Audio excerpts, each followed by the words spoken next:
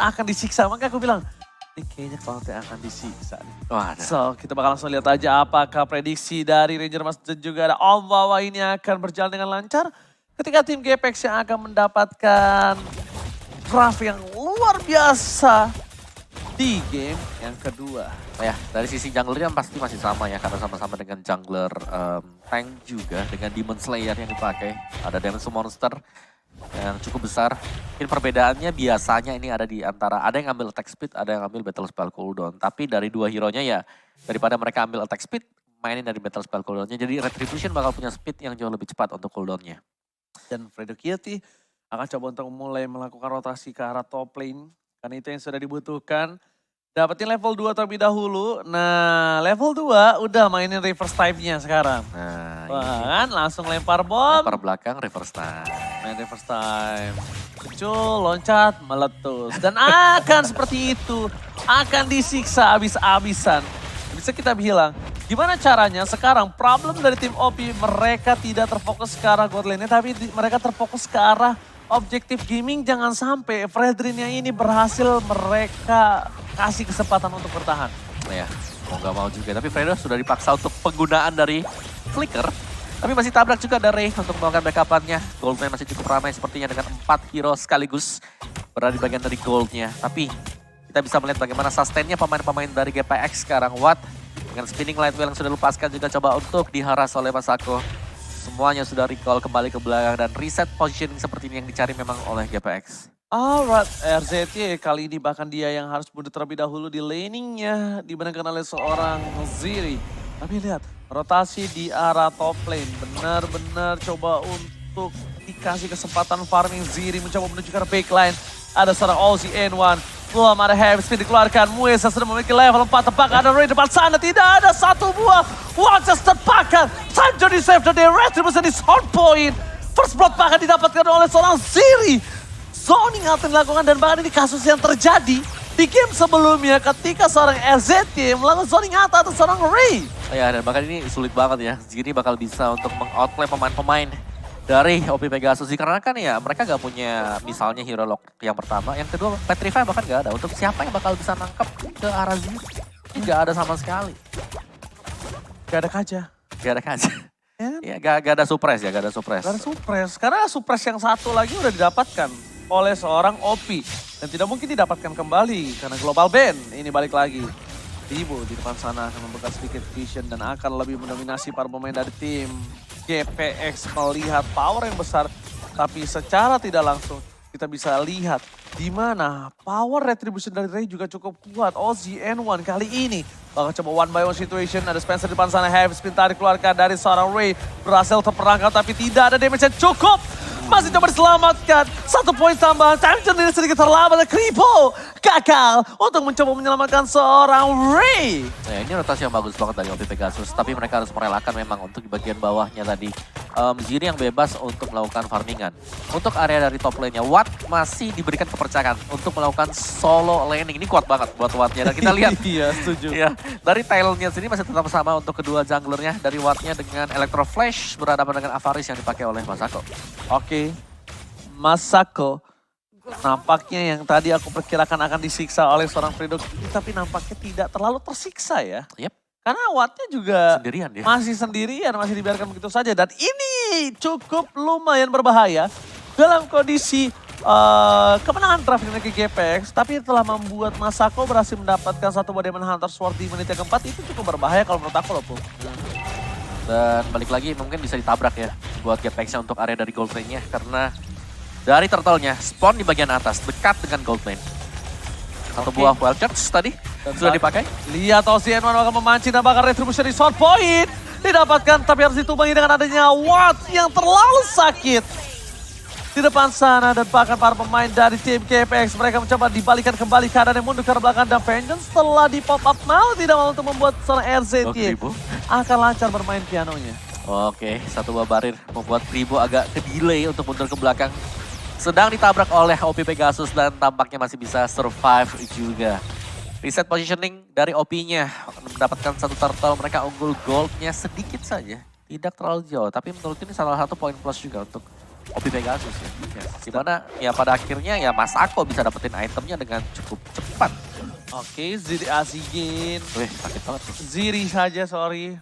Gak ada Asigennya, biasa baca dia dengan Asigennya kan. Ziri, kali ini dia hanya clear-clear saja tugasnya.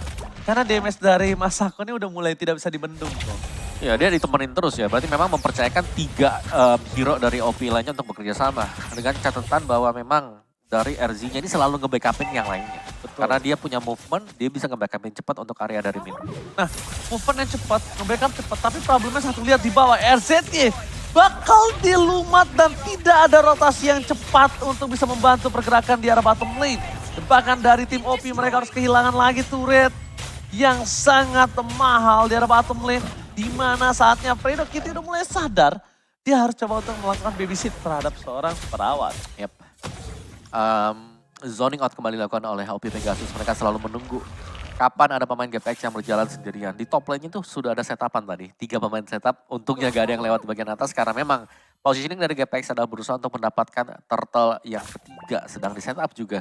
Dan kali ini dari OP-nya, kalau mereka mau nabrak, ini sudah sangat memungkinkan. Tadi kita melihat Masako sudah punya di mana tersebut. Oke, tapi lihat Time Journey Saturday kembali wall charge-nya akan menjadi sia-sia. Tapi informasi telah diberikan. Tidak adanya satu buah Time Journey di tim fight Turtle yang berikutnya. Apakah mereka mampu memanfaatkan semua yang sudah diberikan oleh seorang Mueza? Karena Ozzy N1 kali ini tidak bisa dibendung. Tidak ada Time Journey. Ingat, walaupun bahwa Time Journey telah dikeluarkan.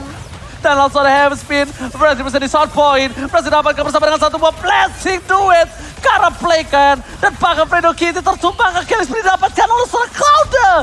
1-1. Wow, oke. Pertukaran yang cukup oke buat OP dan bahkan mereka tadi mendapatkan turtle-nya ya. Jadi masih unggul tadi untuk OP-nya. Black Shoes dipakai oleh Spencer untuk secure diri dia sendiri juga. Jadi reset positioning lagi di early game untuk 5 atau bahkan 7 menit pertama yang kita saksikan sekarang. Dua tim ini mereka cukup berimbang. Oke, cukup berimbang, tapi ingat, mereka tadi Ray bener-bener harus dijaga dan 2 kali tertumbang ini bukan hal yang baik untuk seorang Fredrin. Melihat ada kondisi yang cukup tertinggal dari segi gold, 2000 gold tidak terlalu jauh, betul. Tapi ini nampaknya udah harus dikonsen ketika di mid game nanti power dari Masako lebih power lagi. Iya, karena udah masuk seperti ini bahkan Masako dapetin untuk di bottom lane-nya ya, bottom lane turret.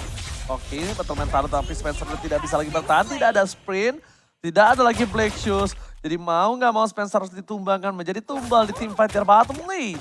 Yep. Clear lane terlebih dahulu. Dengan adanya heavy spin ini membuka peluang untuk mengacak-acak ya lini belakang dari GPX tadi. Memang mereka punya real world manipulation, tapi dengan adanya heavy spin bakal menetralkan semuanya. Oke, Time Journey berhasil menyelamatkan di arah backline. Tapi lihat Masako, dia bisa terlalu sakit. Masako almost ter-take down, gak bisa dibendung. Karinya tidak terpegang, super awat still survive. Dan bahkan seorang Mueza kembali menjadi bulan-bulanan warga dari GPX. Ya. Team fight yang menarik tadi ya, karena Blessing Duet yang dipergunakan itu menurut tadi belum terlalu full stack tadi. Jadi cukup pelan tadi. Dan bisa dibalikin secara cepat tadi oleh Watt juga. Dan kali ini GPX mereka sudah mulai mengejar ketertinggalan mereka. Meskipun dari Ray-nya ini harus terpick off sebanyak 2 kali. Tapi masih ada chance untuk bisa ngebalikin dengan kehadiran dari teman-teman yang lain. Seperti coveran dari Digi atau bahkan Watt yang sudah selalu join team fight bersama dengan Gift-nya. Ada Kribo di sana. Jadi pilihannya ini antara mau takedown yang mana dulu? Kari dulu atau Yip dulu? Karena pasti ini dampingan dua-duanya. Oke. Dan bakal yang harus diperhatikan adalah satu hal kali ini, di mana dari OP ini mereka gak boleh memancing Time Journey dengan heavy spin. Heavy spin sangat penting menurut aku. Karena heavy spin lah yang akan menutup Watt nanti tidak bisa bergerak. Ya, tapi mereka dilema juga ya. Antara memang heavy spin dipakai biar Time Journey keluar, wild charge kena. Ya, Atau wild charge kena dipancing dulu pakai wild charge baru heavy spin. menurut aku wall charge. Wild charge. Wall charge, kenapa? Wall charge paling instan. Kalau wall charge, kalau heavy spin itu punya channeling yang lama. 4 second ya. Iya, dan itu bisa dibilang keluarin wall charge-nya, mereka kan rugi, tapi kali ini tidak ada yang bisa diselamatkan. Ray. Time Journey akhirnya Ray masih sempat untuk ditumbangkan, mundur dari arah belakang pemain dari tim GPX. Porak-poranda dan Lord berhasil diamankan oleh tim OP Pegasus. Wow, oke. Sayang sekali tadi Ray seorang diri di garis depan dan harus terkena heavy spin tanpa adanya time journey. Dan ya ini harga yang sangat mahal sekali sih buat GPX ya. Kribo ada glowing one disematkan oleh dia. Tapi defense harus dilakukan oleh GPX. Yang tadinya misalnya ini mid turretnya masih ada. Ini mau gak mau harus diserahkan ke tim dari OP Pegasus. Karena pelan dan pasti OP mereka sudah mulai bisa untuk pegang kendali dari tim fight 5-nya. Yes. Dan ini the power of Alexa final blow. Dimana dengan ada clear ini, dipotong. tapi lihat mereka coba memotong pergerakan. Sedikit terlambat nampaknya pergerakan dari seorang Mueza dengan Rom Conceal-nya. Mueza kali ini akan berada cepat, tapi lihat War Charge. Belum dikeluarkan dan ini dia. War Charge mendapatkan 2 time, jadi dikeluarkan. Informasi telah diberikan dan this is time for Ozzy N1. Ozzy N1 akan standby dengan super minion yang akan berada di mid lane nantinya, Bung Wawa. Yap, dan itulah yang dicari memang ya tadi. Heavy spin yang siap, berarti bahwa dari mid turretnya juga bakal diambil oleh OP Pegasus. Dan itu dia heavy spin langsung di pop. Hanya untuk mengusir agar mereka bisa mendapatkan turret. Ya, tapi dengan adanya power yang cukup kuat dari tim GPX, high ground defensif mereka cukup memecahkan pasif dari turret saja. Yang tandanya kali ini para pemain dari tim OP mereka tetap berada di dalam posisi yang tidak terlalu owning. Dan RZY akan ditumbangkan, gak bisa lagi kemana-mana. Itu sakit banget tuh, ada reverse time, void crystal, real world manipulation. Lengkap ya, jadi memang ya itu kombinasi patah kaki lah ya, super slow yang terjadi. Oke, anti-kuras untuk Ozzy N1. Wind of Nature untuk seorang Cloud. Sebenarnya Wind of Nature ini apakah digunakan untuk meng-counter carry atau dia butuh attack speed-nya? Mungkin lebih ke arah ya counter dikit lah ya. Counter dikit kan? Dikit ya, karena memang dari true damage tetap masuk. Tetap masuk dan bahkan carry itu yang didapatkan ketika dia udah memiliki 2 item powernya. Kalau menurut aku pribadi itu ada baiknya dibikin ke arah Sky Guardian Helmet. Sky Guardian Helmet lebih oke. Tambah HP ya. Iya tambah HP. Kenapa? Jadi benar-benar nanti ketika Masako di one by one situation dengan seorang Eve-nya atau Ziri-nya sekalipun dia masih kuat. Ya, dengan kombinasi seperti ini itu Golden Corrosion Demon Hunter mungkin next item buat Watt karena dia udah punya Wind of Nature juga. Betul. Dia udah sakit banget sih buat karinya. Tinggal cari space, free hit. Ini GPX bakal kebalikin. Ini GPX sudah siap untuk kebalikin sih kalau menurut aku. Dan itu yang harus diperhatikan oleh OP Pegasus. GPX ini benar-benar kalau dibilang dari tadi Ray-nya dimakan, itu tidak terlalu berimpact besar nggak? Tidak terlalu berimpact besar, tapi kalau sekali Watt yang dimakan. Nah itu impact besar. Itu bahkan bukan hanya impact besar menurut aku. Bahkan bisa melakukan one strike push di atas menit 15. Dan menarik ya, Ziri dengan satu Melvic Roar yang kita tahu biasanya ini build-nya ke defense item buat Benedetta. Jadi ngincer juga untuk bisa memberikan penetration ke pemain-pemain dari OP Pegasus. Oke, tapi kita lihat di mana para pemain dari tim OP mereka bakal yang ngebuka terlebih dahulu menuju ke arah Bapak Lord yang terhormat. Oh sayang sekali, jungle di atas sana dimakan oleh seorang Masako. Padahal itu adalah salah satu anak tangga yang bisa dia gunakan nantinya. Joy melakukan distraksi, coba untuk fokus depan sana. Tapi lihat Fredo Kitty akan coba dipaksa dengan type dan tiba-tiba telah di pop up. Dijauh begitu saja, Ray-nya bakal coba di take down. Dan Ray-nya ter-take down tanpa ada power retribution. Lord akan didapatkan, tapi lihat Masako. Double kill, looking for triple kill. Dan bahkan looking for Maniac. Almost ter-wipe out. Ini bencana. OP Pegasus. Tersisa ada satu, di cancel begitu saja. Atau pada blow-nya depan Ziri still survive. Mueza terlalu dive in. Dan ditumbangkan oleh seorang Fredo dengan telur kecilnya. Wow, tapi tipis banget tadi dan bahkan tadi hampir terjadi one straight push semisalnya Ziri. Dia tumbang, Patetsi ini bakal menjadi satu buah straight push terakhir kah untuk OP dan 2-0. OP Pegasus, mereka berhasil menang atas GPX. What a play! OP Pegasus dengan draft pick yang under kalau bisa kita bilang. GPX benar-benar mendominasi dari draft pick yang dia miliki. Tapi dengan Ray yang ternyata menjadi satu buah umpan untuk tim GPX lainnya. Backline-nya tidak bisa di follow up dan bahkan kehilangan 4 player. Dan aku udah bilang ngomong-ngomong, awat tumbang sekali. Bisa di one strike push di atas menit 15, tapi ini belum menit 15. Iya, dan juga menurutku ada beberapa momen di mana mungkin miskom kali ya atau gimana dari Ray-nya sendiri, dia cuman sendirian di depan. Gak ada pengawalan dari dijauhin bahkan dengan heavy spin-nya. Dan waktu Ray-nya tumbang gak ada badan sama sekali di depan. Dan bahkan yang aku bilang tadi, Iya. itu belum kejadian belum lama, semenit 2 menit lah. Aku bilang awatnya ditumbangin, ini bisa menjadi one straight push. Kejadian, langsung di one straight push. Ya dan mereka gak punya badan sih selain daripada Ray gitu loh. Fredrin. Fredrin aja. Kalau memang Fredrinnya tumbang, yang lainnya mau gak mau harus kite back kan.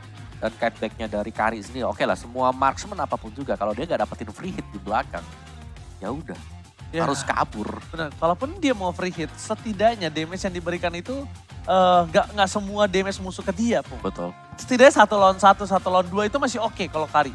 Aku bilang Kari adalah salah satu hero yang bisa